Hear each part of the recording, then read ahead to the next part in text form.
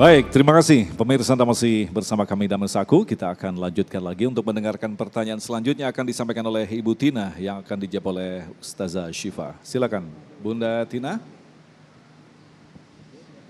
Diturunkan maskernya. Assalamualaikum warahmatullahi wabarakatuh. Yang ingin saya tanyakan, apa konsep atau kiat untuk menjadi seorang ibu yang baik menurut Islam? Assalamualaikum warahmatullahi wabarakatuh. Terima kasih. Pertanyaan bagus, bagaimanakah ibu yang baik menurut Islam? Silakan Ustazah.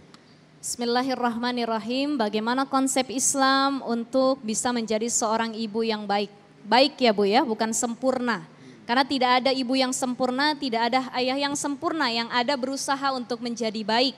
Terkadang menurut kita baik, pandangan orang lain tidak baik. Tadi Ustazah Nada sudah menyampaikan, masing-masing punya konsep tersendiri dalam mendidik anak. Jadi anak itu ketika dia lahir dan dia tumbuh, dia besar karena dua hal. Yang pertama karena kultur, yang kedua karena nature. Kultur, budaya sekitar, orang Jawa biasanya kalau ngasuh anak begini, orang Sunda begini, orang Sumatera beda lagi, itu kultur. Ya, anak bisa ngomong, itu nature. Tapi cara ngomongnya itu orang mana yang diikutin, itu kultur. Betul nggak Pak? Orang Betawi lahir di sini, Pondok Gede, otomatis omongan dia bahasa Betawi. Nggak mungkin dia lahir ngomongnya bahasa Inggris kan? Makanya ada jamaah saya waktu umroh, Ustazah, itu kok anak-anak kecil pinter-pinter banget bahasa Arab ya. Saya bilang memang rumahnya di sini gitu. Jadi mereka bisa bahasa Arab. Jadi setiap ibu diusahakan untuk menjadi ibu yang baik. Bagaimana ibu yang baik? Ibu yang baik itu adalah pertama dia harus jadi istri yang baik. Walaupun tidak bisa kita samaratakan ibu yang baik adalah istri yang baik, tidak. Tetapi otomatis ibu yang baik berasal dari istri yang baik. Istri yang soleha, istri yang taat, istri yang bisa dibimbing oleh suaminya. Ketika dia bisa dibimbing, maka dia pun bisa membimbing anak-anaknya. Itu yang pertama, ya. Jadi istri yang baik. Yang kedua, ibu yang baik adalah dia yang menjadi anak yang baik dan berhasil bakti kepada orang tuanya. Maka dikatakan dalam hadis Rasulullah SAW, birru aba'akum tabirrokum abna'ukum. Kalau kita dulu bakti sama orang tua, maka kelak kalau kita jadi orang tua, anak bakti sama kita. Itu kuncinya. Jadi birru aba'akum, ya, kita harus jadi anak yang soleha dulu. Istri yang soleha, anak yang soleha, baru kita bisa menjadi madrasatul ula. Lalu bagaimana menjadi ibu yang baik selanjutnya? Penuhi diri kita dengan keilmuan. Bagaimana ilmu parenting itu, ilmu mendidik anak, ilmu komunikasi dengan anak, ya, bagaimana keseharian yang harus dilakukan ketika dengan anak-anak kita, di mana ilmu parenting itu bisa kita dapatkan, banyak seminar di mana-mana. Dan ilmu parenting yang paling utama itu berasal dari Al-Quranul Karim. Bagaimana cara Luqmanul Hakim berkomunikasi sama anaknya, bagaimana cara para nabi berbincang-bincang dengan anaknya. Ya, bagaimana kisah-kisah dalam Al-Quran, tata cara mendidik anaknya itu bisa kita lihat semua dalam Al-Quran. Ya, salah satu contoh yang sangat luar biasa sudah pasti Ummahatul Mukminin, para istri Rasul ya Pak ya.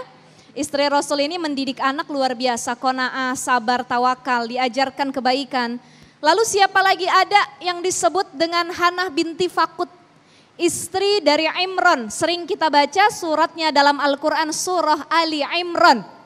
Suaminya namanya Imran, istrinya namanya Hanah binti Fakut. Punya anak Siti Maryam, Siti Maryam punya anak namanya Nabi Isa. Itu bagaimana cara pendidikan ke Siti Maryam? Hanah binti Fakut adalah salah satu ibu yang berhasil. Ketika dia hamil Siti Maryam, dia rajin berdoa yang baik-baik.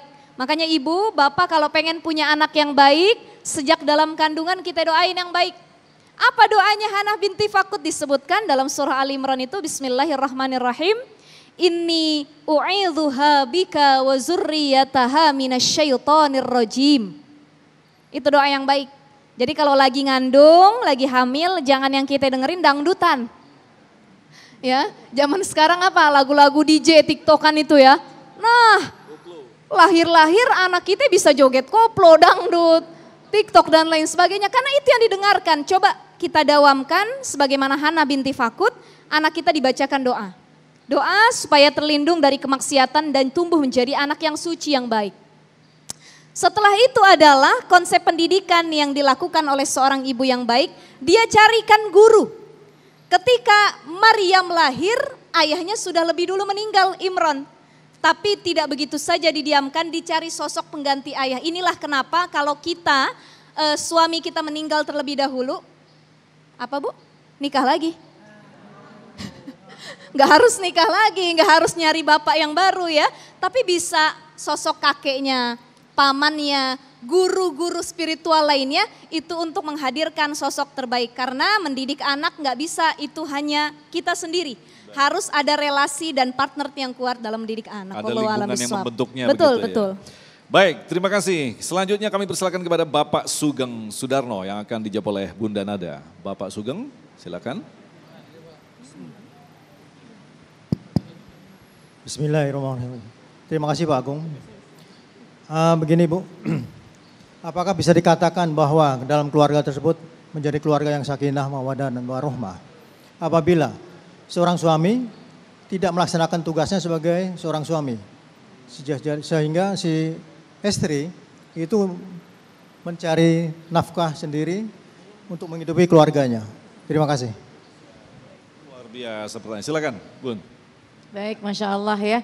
Pertanyaannya bagus, dari seorang ayah atau dari seorang suami, ya, yang dimana melihat seorang wanita bukan tugasnya, tapi dia juga mencari nafkah, dan juga bukan tugasnya, tapi dibebankan dari tugas-tugas yang memang kesehariannya mungkin yang biasa dilakukan oleh seorang laki-laki. Apakah itu sudah menjadi rumah tangga yang sakinah, mawaddah, warahmah?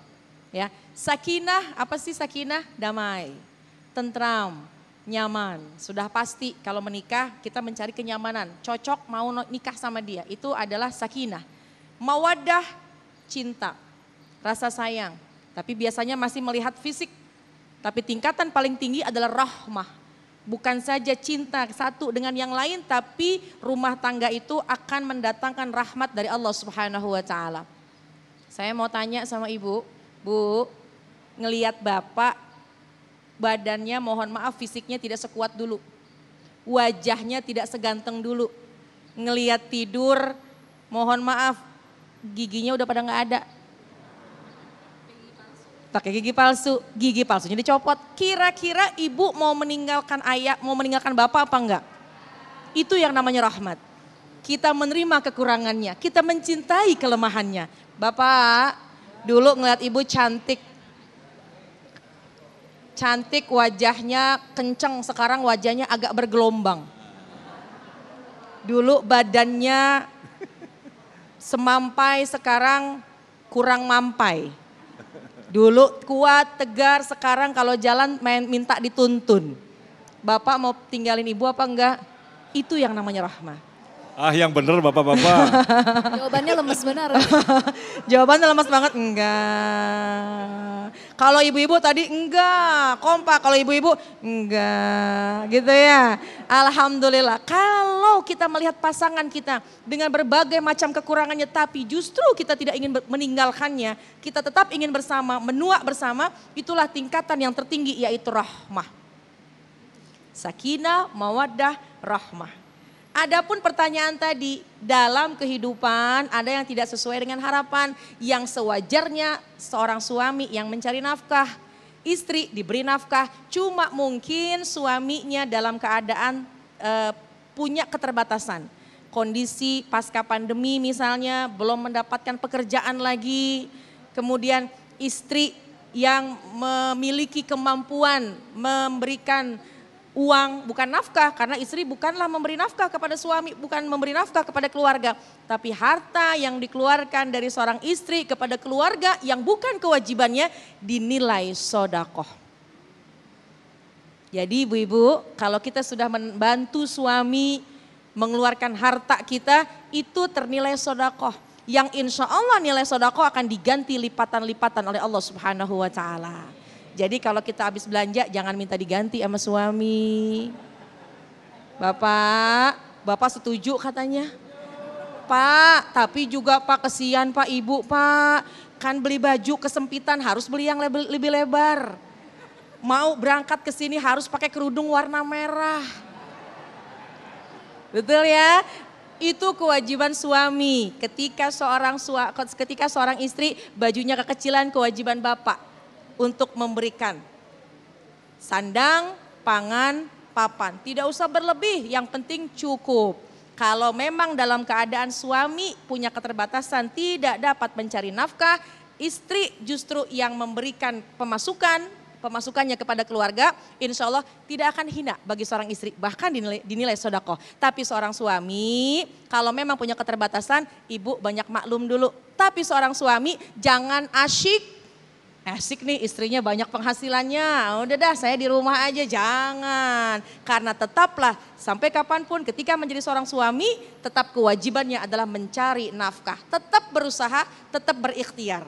Sakinah, mawaddah, warahmah akan digapai apabila saling mengerti suami dan istri. Insya Allah. Luar biasa sekali. Baik, insya Allah kita akan lanjutkan lagi untuk menjawab pertanyaan selanjutnya. Tetaplah bersama kami, Damai Indonesiaku.